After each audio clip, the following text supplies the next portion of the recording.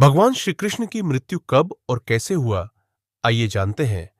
यदि आप नहीं जानते हैं तो अवश्य सुने। ऐसी ज्ञान बार बार नहीं मिलती है। महाभारत युद्ध के बाद जब पांडवों ने हस्तिनापुर का शासन संभाल लिया, तब भगवान श्री कृष्ण द्वारका लौट आए। युद्ध के समय उन्होंने अधर्म का नाश कर धर्म की स्थापना की थी। लेकिन युद्ध के बाद भी अधर्म की छोटी छोटी चिंगारियां बाकी थीं, खासकर यदुवंश में। श्री कृष्ण के पुत्र सांब और अन्य यदुवंशी युवकों में धीरे धीरे घमंड आ गया था। एक बार कुछ आर्षि, व्यास, दुर्वासा, नारद और अन्य द्वारका आए। यदुवंशी युवकों ने सांब को एक स्त्री का वेश पहनाकर अर्षियों के पास भेजा। उन्होंने मजाक में पूछा, हे मुनियों, बताइए, इस स्त्री को पुत्र होगा या पुत्री?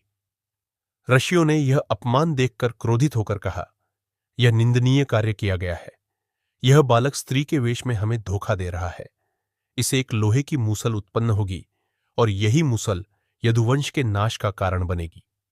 कुछ समय बाद सांब के पेट से सचमुच लोहे की एक मूसल, गदा, उत्पन्न हुई।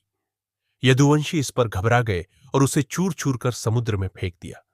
लेकिन मूसल के चूर्ण रेत में मिलकर तिनकों की तरह उग गए। एक टुकड़ा बच गया, जिसे एक शिकारी जरा ने उठा लिया और उसे तीर की नोक बना ली। समय बीतता गया और एक दिन द्वारका के तट पर यदुवंशी पुरुष एकत्रित हुए। उन्होंने मद्यपान किया और अचानक उनमें झगड़ा शुरू हो गया। वे नशे में चूर थे और उनका विवेक जाता रहा। वे उन्हीं तिनकों से एक दूसरे पर प्रहार करने लगे जो मूसल के टुकड़ों से बने थे। देखते ही देखते उन्होंने एक दूसरे को मार डाला। पूरा यदुवंश नष्ट हो गया। अपने वंश का ऐसा अंत देखकर श्री कृष्ण के बड़े भाई बलराम अत्यंत दुखी हुए।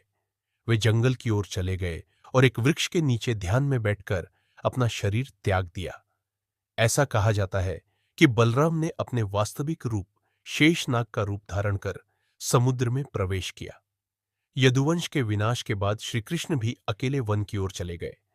उन्होंने एक पीपल के पेड़ के नीचे विश्राम किया। वे ध्यान में लीन हो गए। उसी समय शिकारी जरा वहां आया। उसने दूर से श्री कृष्ण के तलवे को हिरण की आंख समझा और तीर चला दिया। तीर सीधा श्री कृष्ण के पैर में जाकर लगा। जब जरा पास आया और देखा कि वह तो स्वयं भगवान श्री कृष्ण है, तो वह कांप उठा। उसने रोते हुए क्षमा मांगी। श्री कृष्ण ने उसे स्नेहपूर्वक देखा और कहा, डरो मत, यह सब पूर्व नियोजित है।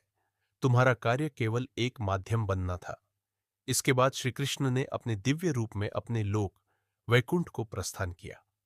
श्री कृष्ण के जाने के कुछ समय बाद समुद्र ने उठकर द्वारका नगरी को निगल लिया। यह नगरी जलमग्न हो गई और कलयुग की शुरुआत हुई। यह कथा हमें सिखाती है कि संसार में कुछ भी स्थायी नहीं है और यादव को यादव के अलावा कोई नहीं मार सकता है।